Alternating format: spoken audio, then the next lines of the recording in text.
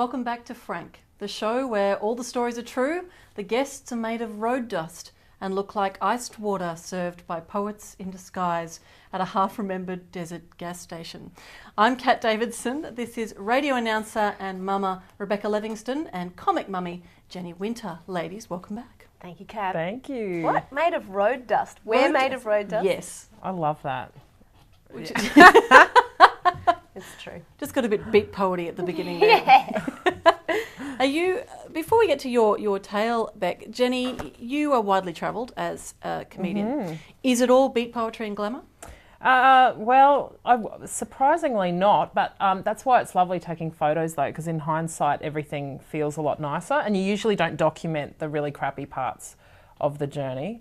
I love travel. I don't like the lining up part of travel, but I like the being able to show off part of travel. Uploading stuff on Facebook and making it look really awesome. Yeah, I'm a bandit for that. I'm all about the filters. Yeah, Instagram, yeah. Beck, your story takes place in a faraway climb in beautiful Ireland. Did it start off as a beautiful adventure? Yes, it did, Kat. And I have to say, the year was 1997. So it was pre-Twitter, Instagram, Facebook, all of that stuff.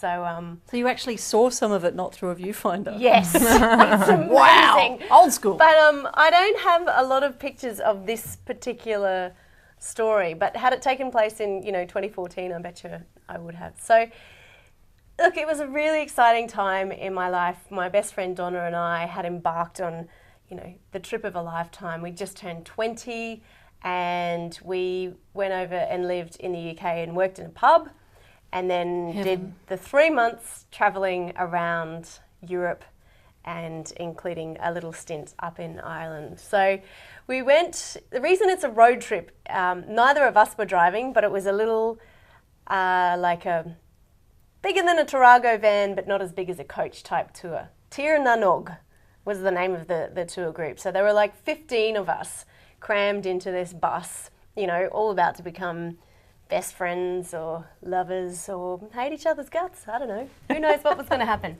Anyway, what I did to endear myself to my fellow travellers... Because you are a charming lady. Yeah.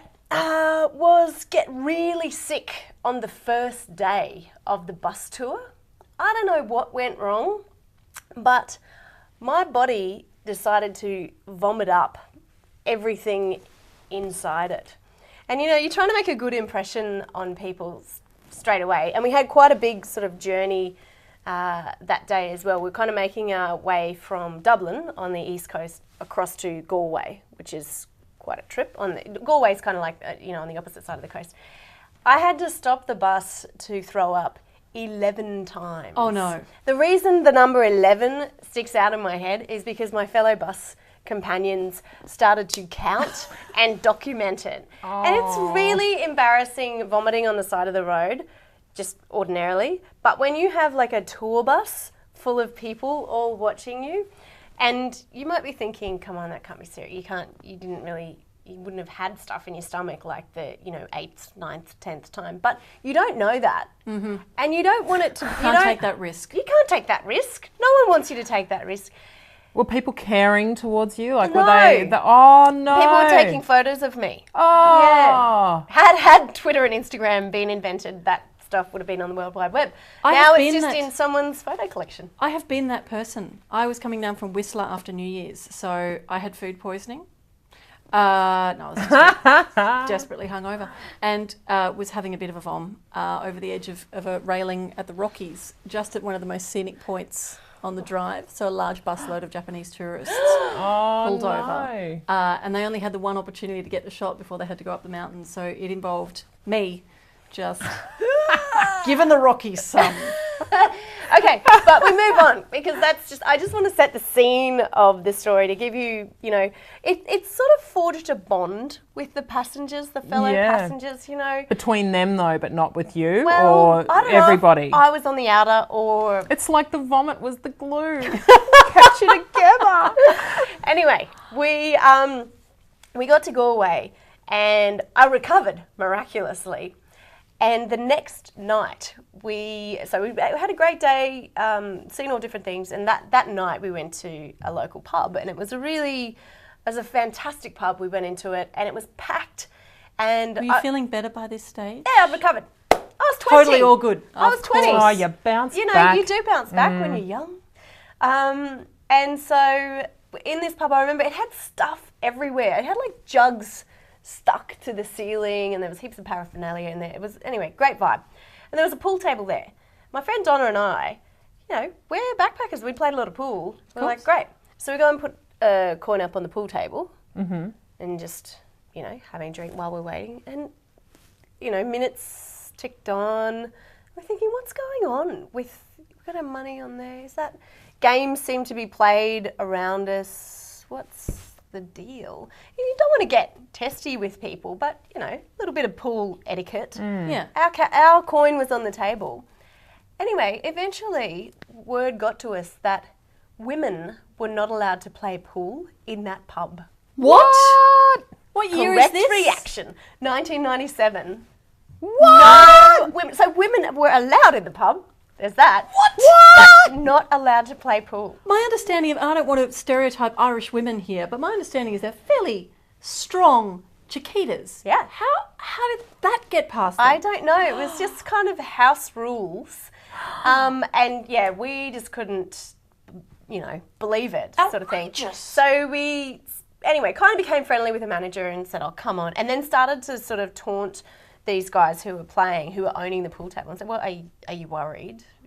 And so eventually they said, all right, fine, we'll break the tradition. And they let us play. You revolutionised. I know. It was Pool like suffragette. I was Mel Thornton with my foot chained at the bar. Yeah.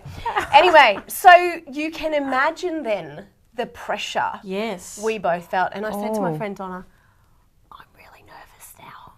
Fortunately, I'd had a couple of pints.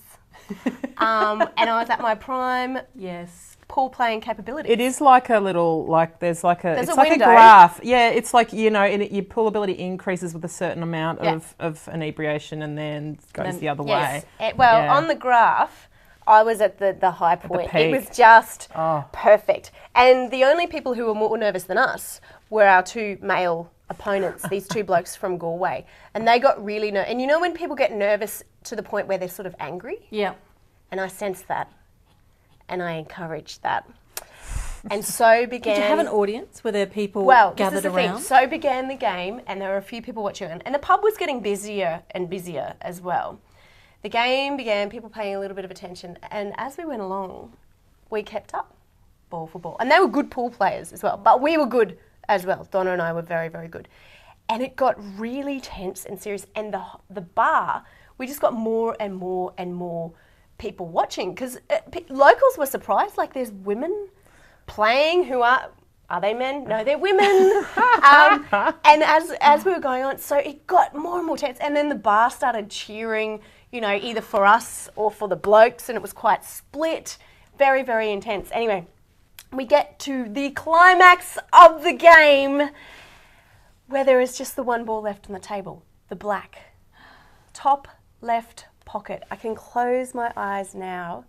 I can picture the shot. There's the pocket, there's the black ball, and there's the white. The perfect, easy diagonal shot. It's my shot. Oh, my heart is beating fast just thinking about it now. This is almost 20. I want you so I'm badly going to get this shot. We'll be back after the break. No. So I lean over. The bar goes quiet. I strike the white. It rolls. I swear to God, it was in slow motion. It rolled. Boom, boom, hits the black. The black goes. Boom, boom. Hold that thought, Beck. We're going to take a little bit of a break here at Frank. My name is Kat Davidson. Rebecca Levingston may well have the future of women in the world in the pocket. Does she get the shot? Jenny Wynter and I are on the edge of our seats. Stay with us. We'll be back in a minute.